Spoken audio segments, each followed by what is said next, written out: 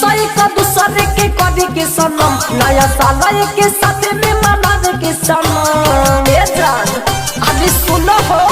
कही विषय का दूसरे के करी के सनम नया साल के साथ में मनावे के सनम आज हो मिले पजरिया घुमा देम होटल ले जाके पिज्जा बर्गर खिला देम बीतल बिसरनी आ गइल एक किस्सा हो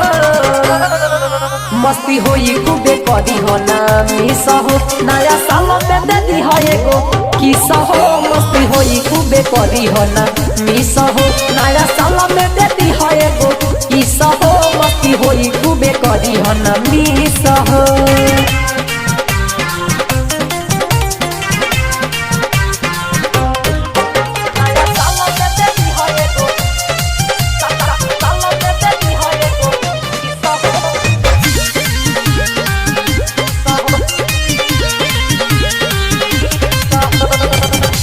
तू आई हो सनम नया साल में तोके घुमा देम बिहार या नेपाल में लाला लिसडिया पहिर के तू आई हो ग्रीटिंग कार्ड अपना दिल भरला लई हो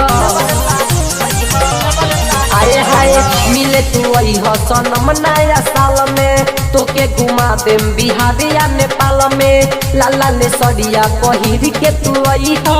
ग्रीटिंग कार्ड अपना दिल भरला लई हो मुर्गा कटाई से कुआ से काई चिकन बिरयानी जम के खियाई बच्चा राजा का से घुमाई बनल के रिक्शा हो मस्ती होई खूबे करी हो ना मिस हो नया साल में दे दी है एगो किस्सा हो मस्ती होई खूबे करी हो ना मिस हो नया साल में दे दी है एगो किस्सा हो मस्ती होई खूबे करी हो ना मिस हो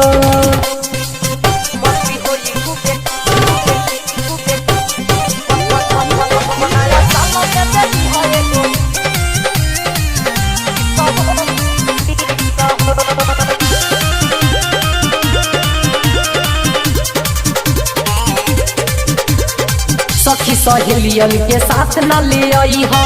अकेले रंजीव दीवाना लगी आई हो जानी पंका जवाब कर दी हाला कदी ही नया साल में दोसरे घोटाला सुनो ना सखी सहेलियन के साथ न ले आई हो अकेले रंजीव दीवाना लगे आई हो जानी पंका जवाब तो कई दी हाला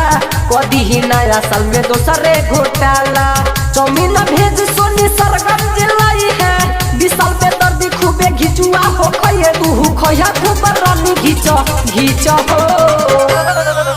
मस्ती होई खूबे करी हो ना मिस हो नया साल में दे दी है एगो किस्सा हो मस्ती होई खूबे करी हो ना मिस हो नया साल में दे दी है एगो किस्सा हो मस्ती होई खूबे करी हो ना मिस हो